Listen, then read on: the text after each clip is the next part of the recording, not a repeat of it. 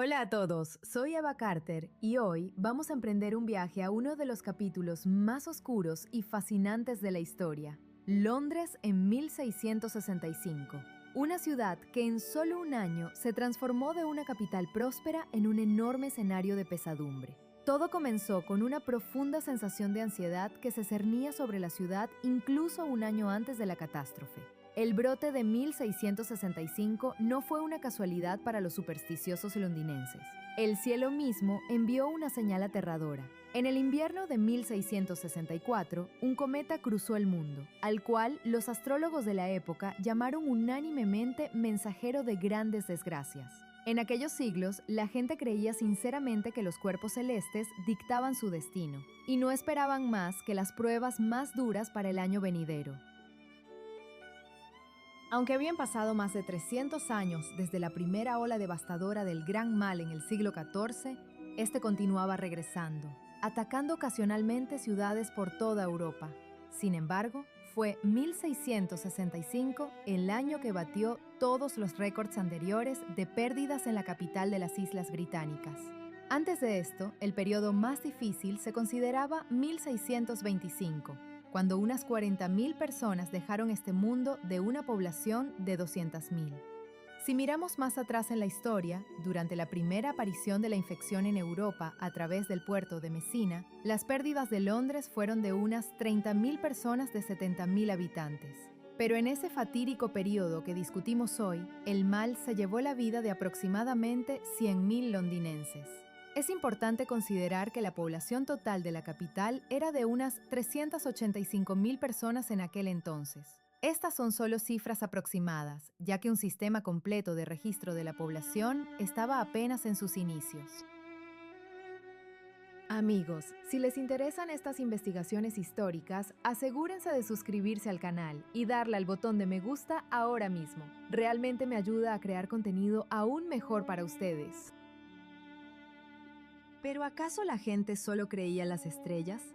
Mientras los ciudadanos miraban ansiosos el cielo nocturno, los cimientos del futuro ya se desmoronaban lentamente bajo sus pies. Para nosotros, los habitantes del siglo XXI, las razones del caos venidero parecen bastante terrenales y comprensibles. Mientras algunos fijaban su vista en la cola del cometa, la ciudad misma se convertía en una trampa perfecta, donde cada callejón y cada casa preparaban el terreno para un final inevitable. La verdadera amenaza no estaba escondida en el espacio, sino en la vida diaria de una metrópolis en rápido crecimiento que se asfixiaba en sus propios desechos y en el hacinamiento. El enemigo era demasiado pequeño para ser notado, pero lo suficientemente fuerte como para poner a todo un país de rodillas. Descendamos de los cielos a las sucias calles de Londres del siglo XVII, que en aquel entonces representaban un entorno ideal para la propagación de cualquier infección. Uno de los principales problemas de la floreciente ciudad era un sistema de alcantarillado casi inexistente. La población de la capital crecía cada año y a mediados de siglo había alcanzado casi las 400.000 personas. Para entender la magnitud del problema, basta decir que el sistema de tratamiento moderno que se utiliza en Londres hoy en día solo apareció a mediados del siglo XIX. Esto sucedió después del infame evento conocido en la historia como el Gran Hedor, cuando respirar en la ciudad se volvió absolutamente imposible. En el siglo XVII, sin embargo, casi no se hablaba de higiene. Todos los desechos domésticos, restos de comida y vísceras de pescado se arrojaban simplemente a las calles. Esta suciedad fluía por las cunetas directamente por las vías o se pudría en pozos ciegos ubicados al azar. Tal hacinamiento y falta de saneamiento crearon un terreno fértil para cualquier desastre. Lo más triste era que en la Inglaterra de aquel entonces nadie tenía la menor idea de que la causa de la tragedia era una diminuta bacteria invisible al ojo humano. Este microorganismo no fue descubierto hasta finales del siglo XIX por un científico franco-suizo llamado Alexandre Yersin y fue nombrado en su honor. Para los londinenses ingenuos y la mayoría de las personas en el planeta, la condición no parecía ser una enfermedad transmitida por picaduras de insectos, sino un castigo divino por los pecados, una consecuencia del mal tiempo o la influencia de aquel mismo cometa. Muchos creían en la teoría de los miasmas, que afirmaba que la infección ocurría al inhalar olores fétidos.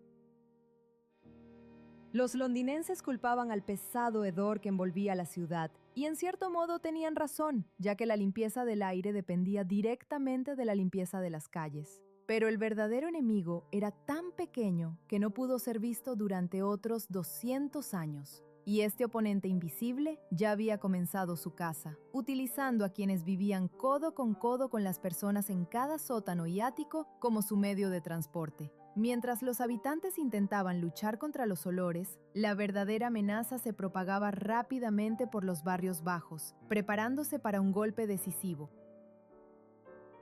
La mecánica de cómo se propagaba este mal se asemeja a un verdadero thriller biológico. El principal culpable era la bacteria Yersinia pestis, que utilizaba a diminutos insectos como sus portadores. Por sí sola, una pulga común no es muy peligrosa hasta que se infecta. Una vez dentro del insecto, las bacterias comienzan a multiplicarse rápidamente y bloquean literalmente su tracto digestivo. Como resultado, la desafortunada criatura ya no puede alimentarse normalmente.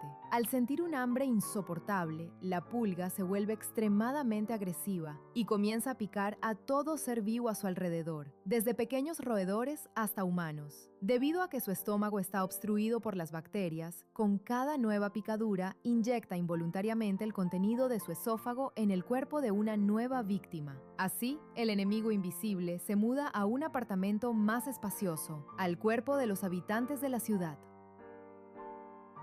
Dentro del cuerpo humano, las bacterias se comportan como invasores despiadados. Transportadas por el torrente sanguíneo, viajan de un órgano a otro hasta llegar al sistema linfático. Los ganglios linfáticos responden al ataque con una inflamación y agrandamiento severos, convirtiéndose en bultos dolorosos. Es debido a estas formaciones que la enfermedad recibió su aterrador nombre. Con el tiempo se desarrolló una forma aún más peligrosa, transmitida por gotitas en el aire, donde bastaba con estar simplemente cerca de una persona infectada para contraer el mal.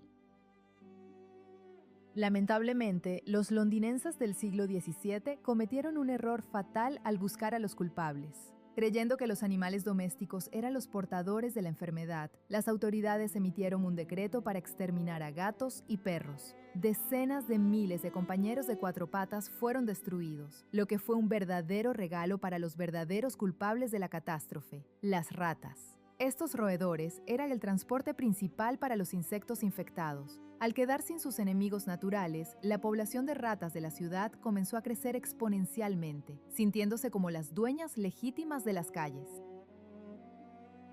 Los primeros casos se registraron durante el invierno en las zonas portuarias y en un lugar llamado St. Giles. Para abril, el número de personas que habían partido de este mundo alcanzó las 400, pero estos eran solo registros incompletos. Muchas familias ocultaron la verdad hasta el último momento, sobornando a oficiales o inventando otras causas para lo sucedido. La gente hacía esto no por malicia, sino por un miedo paralizante a lo que seguiría a un reconocimiento oficial de la enfermedad.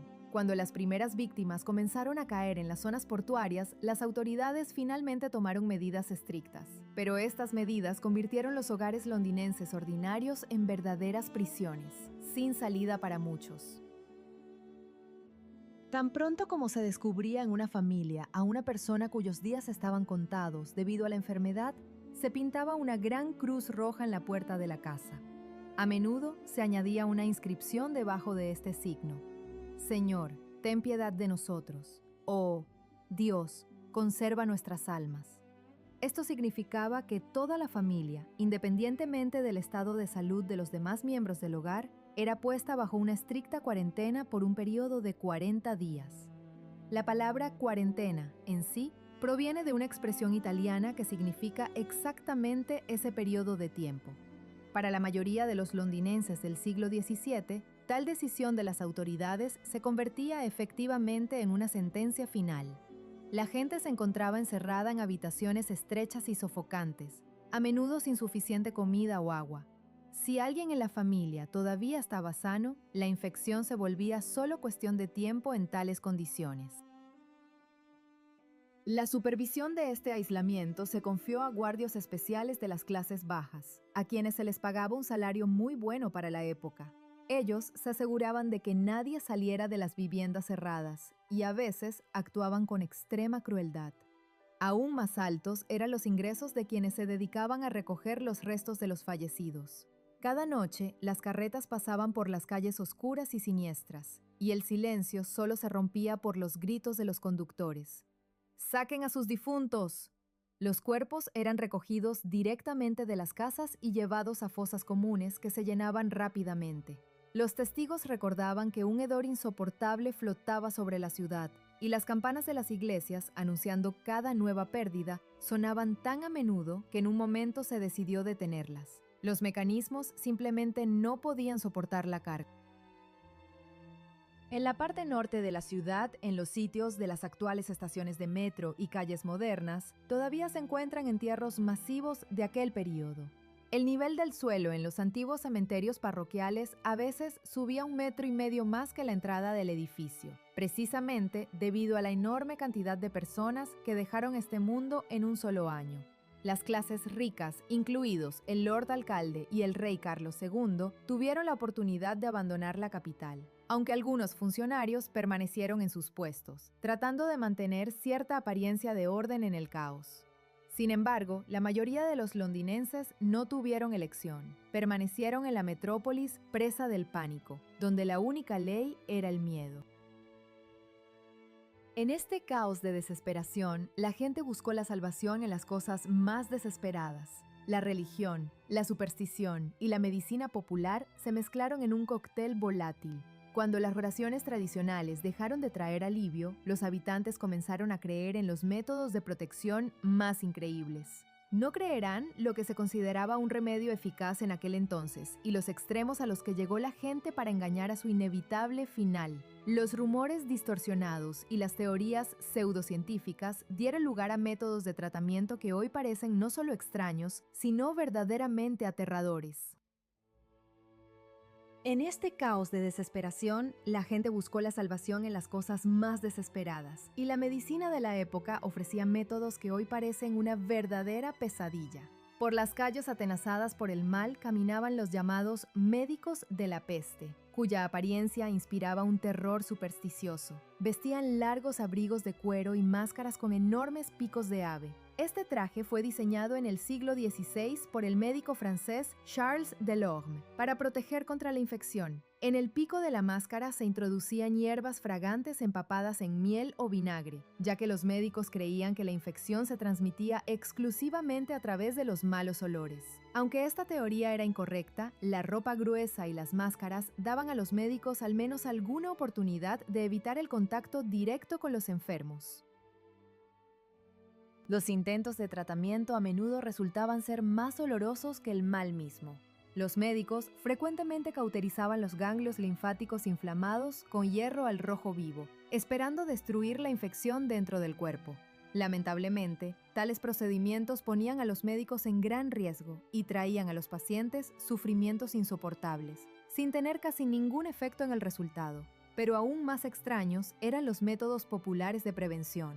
En el Londres de aquel entonces, la gente creía seriamente que fumar tabaco podía salvarlos de la infección. Se pensaba que el humo purificaba los pulmones y ahuyentaba la amenaza invisible, por lo que incluso a los niños pequeños se les obligaba a fumar. Pero el mito más impactante era la leyenda de que tener otra condición seria podría actuar como una especie de escudo.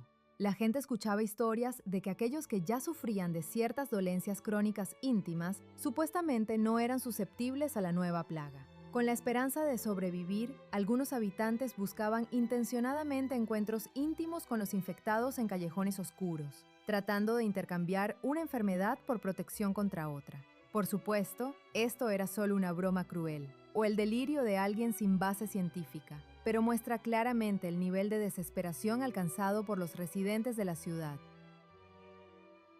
Para septiembre de 1665, la situación alcanzó su punto máximo. En solo una semana se registraron unos 7,000 casos de personas que partieron de este mundo en la ciudad.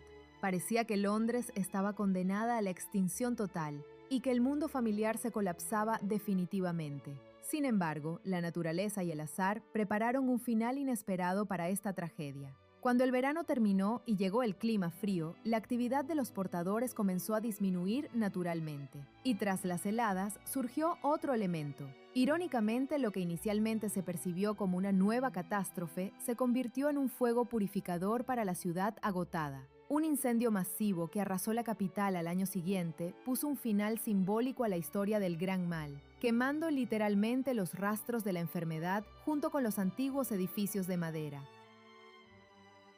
Para el invierno de 1665, el mal comenzó a retroceder gradualmente, ya que los portadores de la infección no manejan bien el frío. Para febrero de 1666, el rey Carlos II regresó a la capital junto con su numeroso séquito, y el resto de los ciudadanos lo siguieron, creyendo que el peligro había pasado. Sin embargo, el punto final en esta trágica historia se puso en septiembre de 1666, cuando estalló el gran incendio en Londres. El enorme fuego destruyó una parte importante de la ciudad, pero junto con los edificios de madera deteriorados, quienes contribuyeron a la propagación de la enfermedad también perecieron en el incendio. Aunque muchos perdieron sus hogares, los optimistas de la época creían que el desastre había limpiado la ciudad de los últimos rastros de la infección.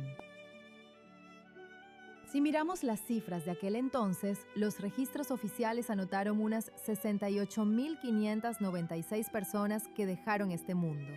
Sin embargo, los contemporáneos y los investigadores posteriores consideraron que estos datos eran incompletos. Hoy en día, los historiadores sugieren que el número real de víctimas fue de entre 100.000 y 200.000 personas, lo que fue una pérdida colosal para una ciudad con una población de menos de 400.000.